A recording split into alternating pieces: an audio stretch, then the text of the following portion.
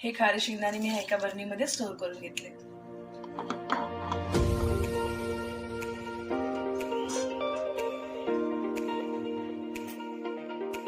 आता हे एक बाउल शेंगदाणे आपण कुकरमध्ये वाफवून घ्यायचे. तर ह्याच्यामध्ये मी 1 ग्लास पाणी घालते, 1 चमचा मीठ घालते आणि आता मी कुकरचं झाकण लावून आपण ह्याच्या 2 शिट्ट्या करून घ्यायच्या.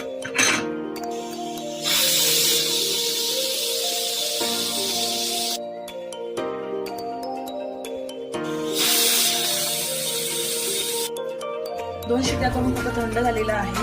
हे शेंगदाणे त्या ह्या चाळणीमध्ये मी गाळून घेते. आतमधलं पाणी पूर्ण हे गाळलं पाहिजे.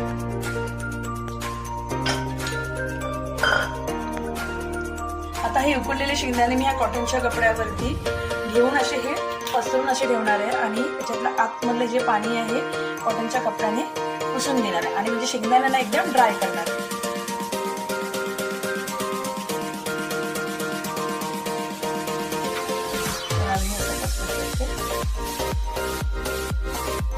कढई गरम करून घेतली. तर ह्याच्यामध्ये मी हे अर्धा बाउल जे मीठ घेतलेलं आहे ते मी 2-3 मिनिटं गरम करून घेणार आहे. ते मंद आचेवरती आपल्याला असं गरम करून घ्यायचं म्हणजे आपल्याला भाजून घ्यायचं. आता हे ड्राय झालेले शेंगदाणे आपण मिठात परतून घेऊया.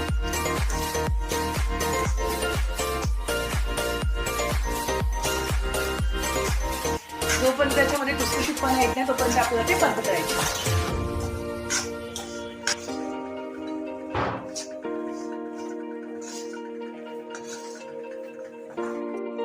हे माझे 5 ते 7 मिनिटं झालेले आहेत. म्हणजे खारे शेंगदाणे तयार झाले. तुम्ही बघू शकता ह्या मिठाचा कलर पण चेंज झालेला आहे.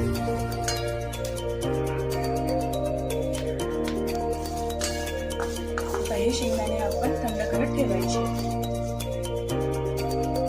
आता खारे शेंगदाणे आपले तयार झालेले आहेत. आता हे एका मी ह्या चाळणीमध्ये टाकून आतमध्ये जे आपले एक्स्ट्रा मीठ आहे ते आपण काढून घेणार आहोत.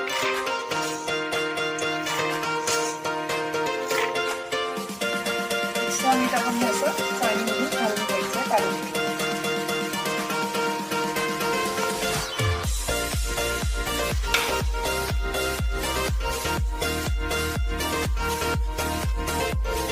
हे घरगुती आपले खारे शेंगदाणे तयार झाले.